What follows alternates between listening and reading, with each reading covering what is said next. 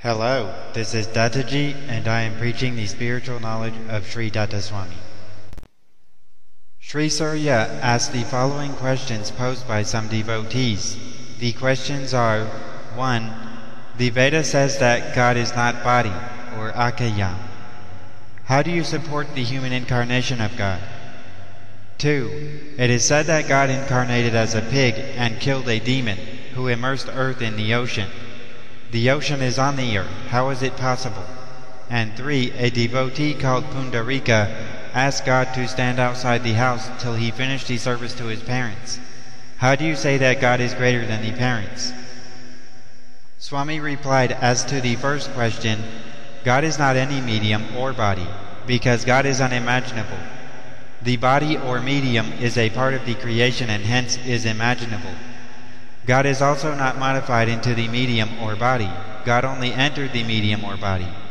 The current is not the wire. The current is not modified into the wire. The current only enters the wire. As long as the current exists in the wire has to be treated as the current, and there is no other way to experience the current than this. The wire attains the property of the current and gives shock, thereby giving experience of the existence of the current. The experience of existence of the current is not the experience of the knowledge of the original form of the current. God entered the human body of Krishna, and Krishna became God. Krishna lifted the hill on his finger. This unimaginable event indicates the existence of the unimaginable God in Krishna. By this, God did not become imaginable. Veda says that God revealed his body. Therefore, the word Akayam means that God is not body. It should be taken as a mode in grammar. If you say that the meaning of this word is that God has no body, then it contradicts the above Vedic statement, saying that God reveals his own body, which means that God has his own body. There is another Vedic statement in which this word is used. This means that the original unimaginable God is not the possessor of the body and the possessor of qualities before the creation. You have to take the statement to the state of God before creation. Otherwise, once creation is done, God becomes the possessor of the creation, which is treated as his own body by Veda. Any human body in the world comes under the possession of God after creation, and then God becomes the possessor of any human body.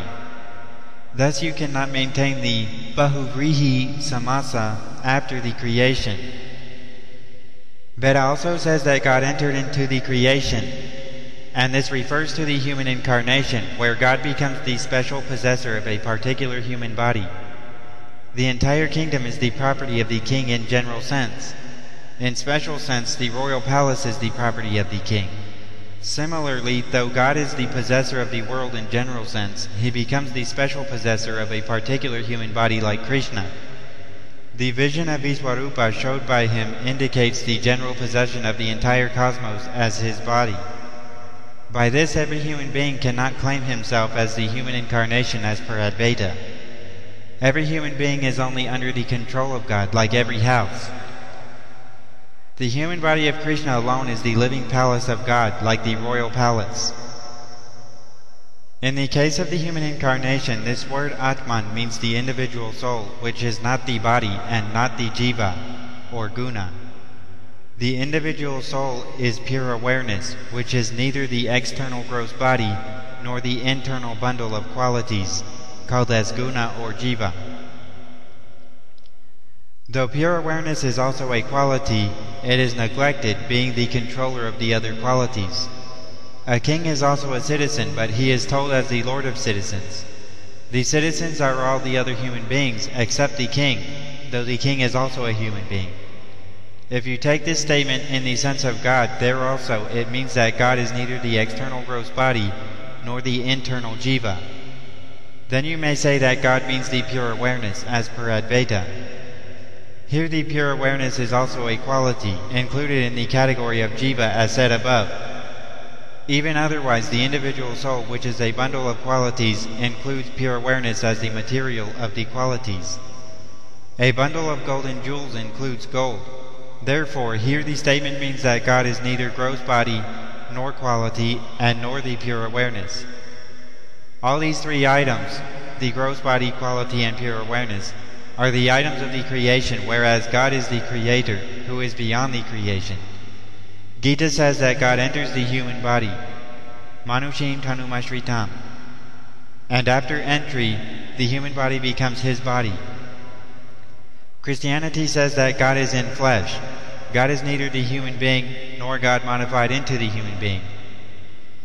God only entered the human being. Such human being alone is to be treated as God.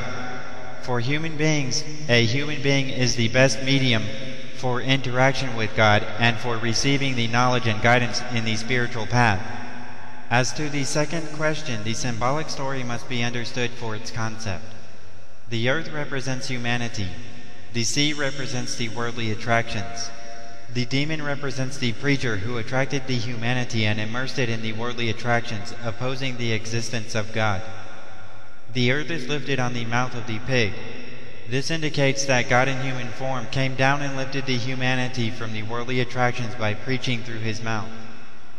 Here the demon preacher and the followers are really the stupid pigs. God in the form of a pig indicates that God has to come in the medium, having similar qualities of the people who should be lifted up. Similarly, God came as a fish and lifted the knowledge of God, or Veda, from the ocean, which was stolen by a demon. This again represents that the knowledge of God was used as an instrument to achieve the worldly happiness, and thus the spiritual knowledge is immersed in the worldly attraction. The fish represents the third eye of knowledge, by which the spiritual knowledge is isolated from such worldly attraction, so that God is the ultimate aim to be achieved, and not instrumental to achieve the worldly happiness. As to the third question, Pundarika was the worst person throughout his life, and he became a devotee later on. Prahlada was a devotee from the birth, and is certainly greater than Pundarika. Prahlada rejected his father for the sake of God. Pundarika cheated and harmed his parents, and unless he serves his parents, his previous sin cannot be removed. Unless the sin is removed, God will not allow him to come near to him. His rejection of God indicates the will of God, which is the rejection of Pundarika till he clears his previous mistake. The soul changes parents from birth to birth, but God is constant in every birth. Therefore nobody, including the parents, can stand before God. Sankara left his mother for the sake of God. Sankara was a great scholar of scripture and also a great devotee. Pundarika was only a devotee. Sankara has to be taken as an authority in spiritual knowledge. The story of Pundarika is meant for the beginners who are eligible for pravruti, or worldly behavior, and not eligible for nivruti, or behavior towards God. Some clever people exploit pravruti, misusing nivruti. For example, a fellow loved a bad girl and wants to marry her against the wish of the parents. He wants to avoid the parents as the authority. He may quote Prahlada and Sankara and prove that his parents are not the ultimate authority. Now he will use the result to marry the bad girl. For such clever people, the concept is to be twisted. In this case, the story of Pundarika should be used, and the parents are established as the ultimate authority to save him from the grip of the bad girl. Everything depends on the context. Sankara said that any human being is God, just to attract the atheists into the spiritual line. This twist is necessary in that context. Otherwise, for normal context, certainly God is the highest, who will be the constant caretaker of the souls in every birth, as long as this creation exists.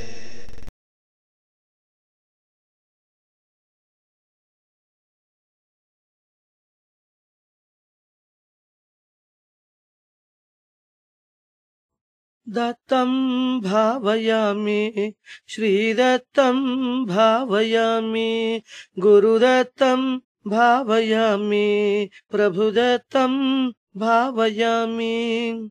Dharmo dhenuragat amnayah sarameyah, Shankhi chakrashuli dhakkavan damakundi. Dattam bhavayami, Shri Dattam bhavayami, Guru Dattam bhavayami, Prabhu Dattam bhavayami.